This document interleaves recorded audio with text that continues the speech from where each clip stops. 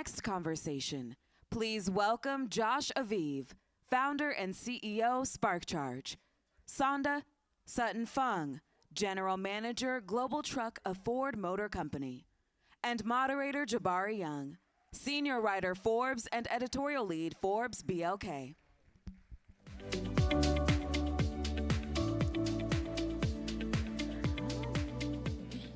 How y'all liking so far? Yeah? I need to hear a lot on than that, otherwise I'm gonna be yelling at people in the back. If you like it so far, say follow up. I love it, love the energy. You know, this is one of my favorite sessions, and you know, we were just talking backstage, I was talking to my colleague, Erica, and they took this particular panel from me, and I was pissed off, right? And I'm like, no, I want it back, give it back to me, I wanna do this, because it's important, you know, and this is one of those ones, you know, as I told you guys earlier, to open up your mind, open up your perspective. This is one of those ones where you want to do that, right? Open up your mind, open up your perspective, and understand that soon, maybe in 30 years or so, but there will be flying cars. Yeah. There will be. They're testing the first in Dubai next year, right? By 2050, Morgan Stanley estimates that it'll be a $9 trillion market, the urban mobility market, urban air mobility, $9 trillion, right? The ability for flying cars to fly below regulated airspaces, like the Jetsons or Back to the Future. That's coming. Please understand that's coming. I was standing out of the hotel yesterday and a Waymo came right past me and I'm like, wow, right? It's coming. And again, it is one of those things where this is an opportunity of tomorrow. It's happening. Tesla, right? The innovation, Waymo, in Texas right now, they are already testing autonomous trucks, tractor trailers. Mm-hmm. At nighttime, there are tractor trailers that are driving without drivers being tested right now in Texas, right? So understand that this technology, this future of transportation is happening before our very eyes. And so I want you to use this particular session to open up what could be for your careers, for entrepreneurs, for investors, and what have you. So Josh and Sondra, thank you so much for this conversation. And Josh, sit back, relax, man. You want to wait for a minute? I'm nervous. I'm just waiting on the questions. Like, I'm like, all right, I gotta be present. Yeah. I'll start with you, Josh, because we're right there. When you hear the phrase future of transportation, what's the first thing that comes to mind for Josh Aviv? Yeah, so the first thing that comes to mind is electric mobility, right? We believe that the future is electric. And just quick question, show of hands, how many people drive an electric vehicle or have driven an electric vehicle? That's a lot. Yeah. When I asked that question about 4 years ago, it'd usually be like two people in the back corner that kind of only went up this high with their hand. But now, you know, we believe that electrification has taken over. We believe that electrification is the future, and that that's the way that not only cars are going to go here in the United States, but around the world.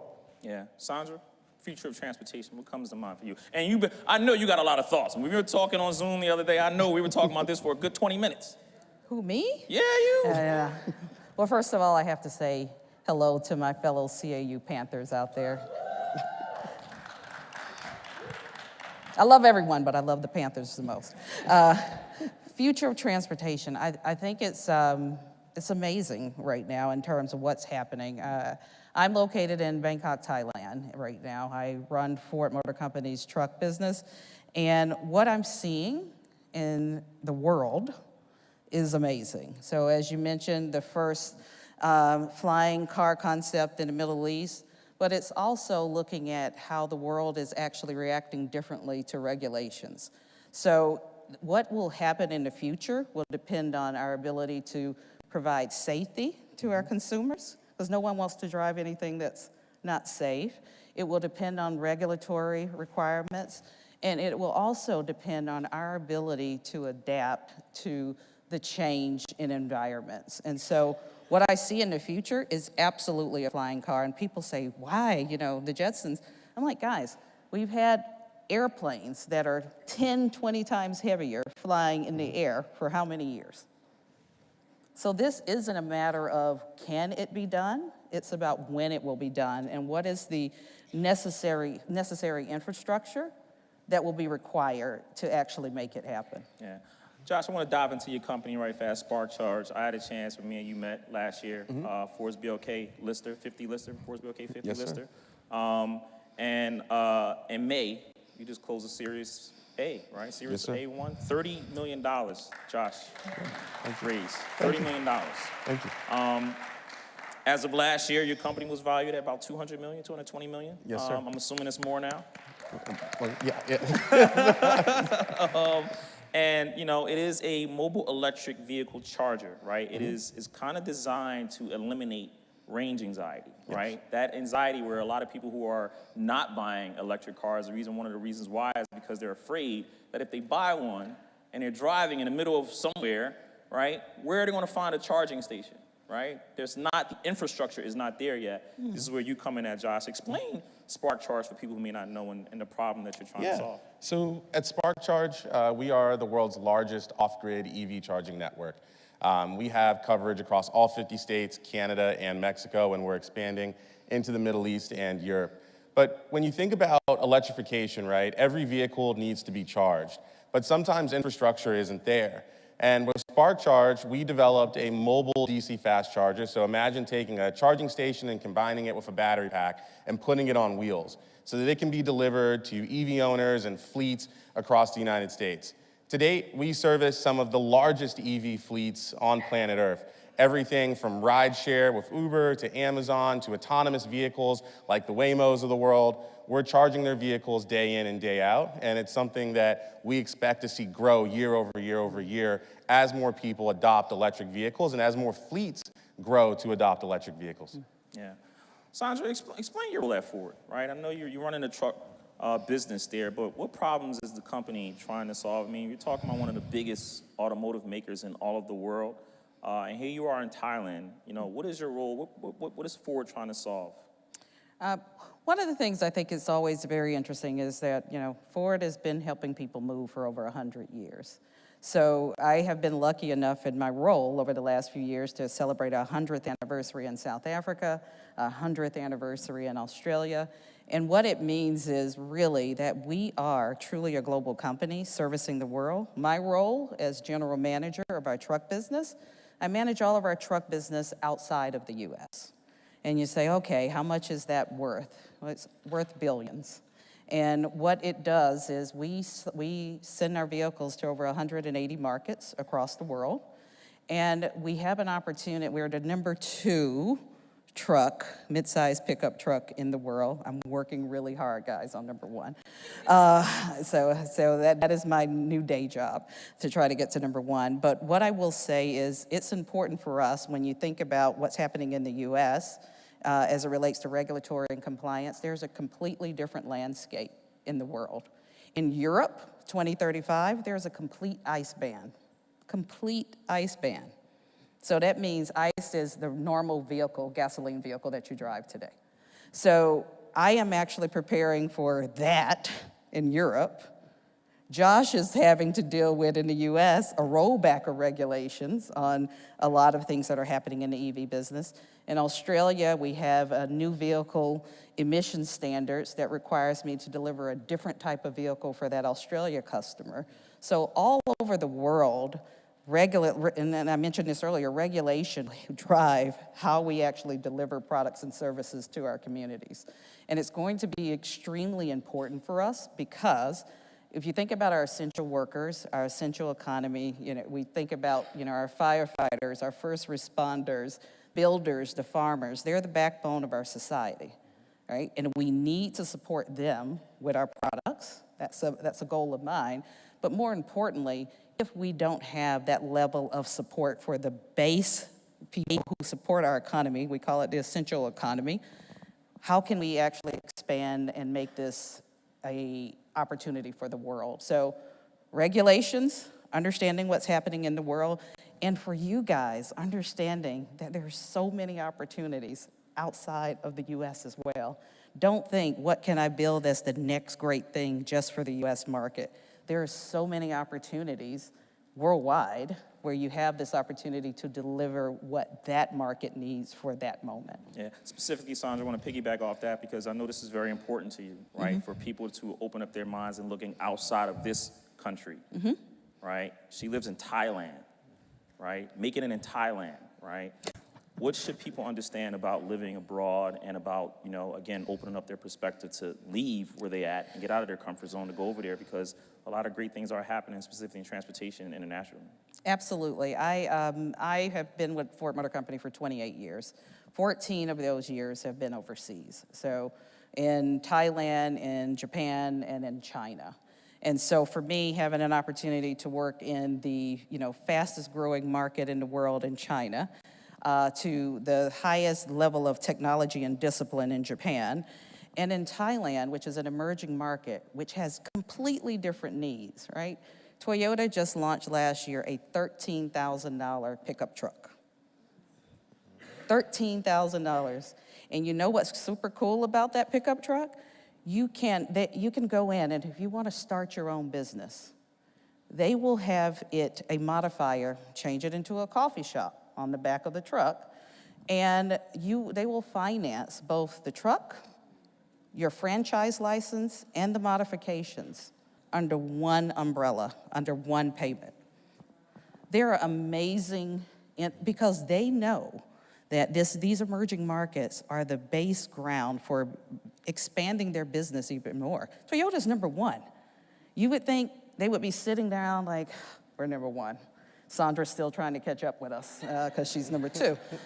But no, they're continuing to innovate, and they're continuing to make sure that even the person who makes the least amount of money has an opportunity to progress and provide for their families. And that's what it's all about when we talk about essential economies and the people who are the backbone of our economy.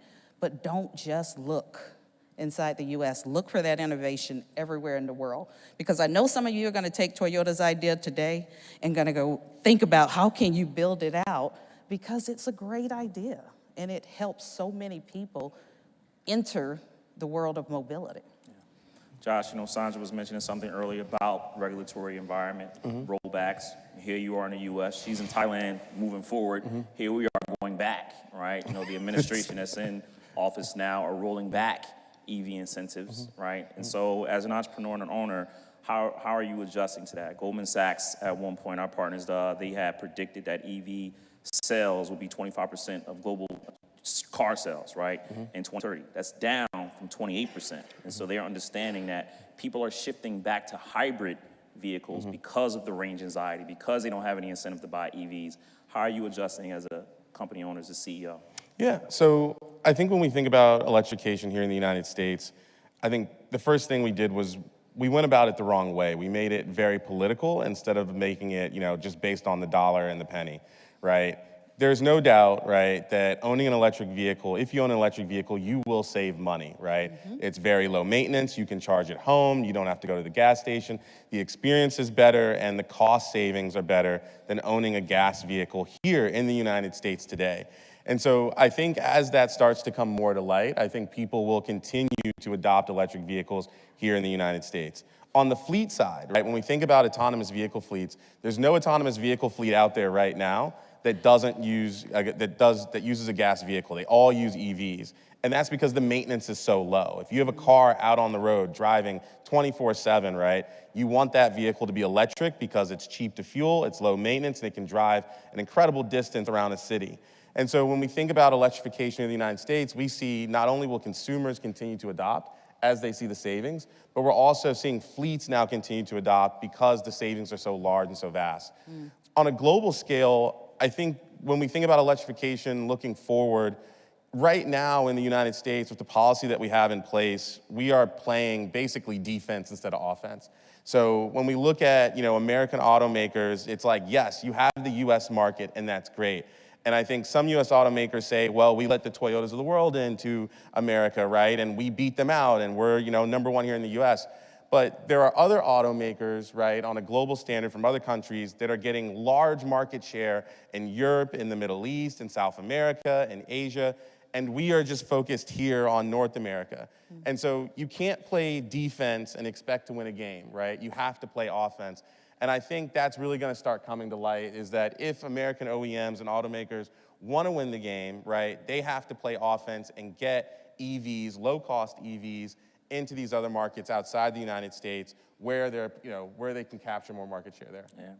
There are challenges in this field of transportation, though, right? One of the many challenges, Sondra, man, you were talking about when we spoke, to quote your words, that we forgot about the model. And what is the model, right? The model is that you had two paths, college and then skilled trade. We forgot about the skilled trade side, right? We forgot about developing those next generation of auto mechanics, right? We have an air traffic control shortage in this country right now. Ricky Smith, who runs Atlanta Hartsfield Jackson, was supposed to join but got held up, maybe because he couldn't have an air traffic controller land his plane. And so there's an air traffic controller shortage, right? For young people in the crowd, these are fields, these are areas that your new millionaires are auto mechanics. Why? Because we still need people to fix our cars, right? That's one of the areas that I know are the challenges. What's happening at Ford that, can develop the next generation, and how can you turn this challenge into an opportunity? At Ford, we're 100% behind it. I think if you were to Google our CEO, Jim Farley, right now, and you look at essential worker or essential economy, just quick Google, you'll see that's all we're talking about because it's so important. You cannot deliver next generation electrification, next generation autonomy, a flying vehicle without the skilled tradespeople to fix them, right? So we keep talking about AI's taking jobs, but it's also creating new jobs. It's creating new ecosystems for you to learn, about cybersecurity, to understand how to repair these very complicated vehicles. If I take a vehicle that was built 20, 30 years ago and one now, the level of connectivity, the same auto mechanic could not repair it, right? They could not, because it is a connected vehicle now. And so now as we look at what we have from EVs to connected vehicles, and now possibly our flying vehicle by 2050, you have to create an ecosystem that can support all of that, and that requires people. And it may not be the most glamorous job. I told my daughter the other day, I would be happy if you were an electrician because you will be a millionaire, right?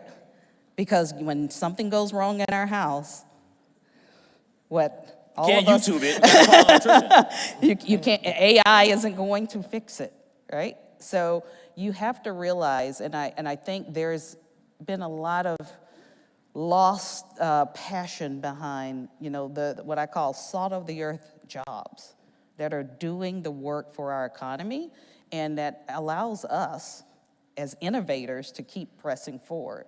Never forget that. Never forget that there's a huge market of builders and first responders and farmers and everyone else who are the backbone of our economy. And we need to make sure we're protecting for them as we are continuing to innovate for the next thing.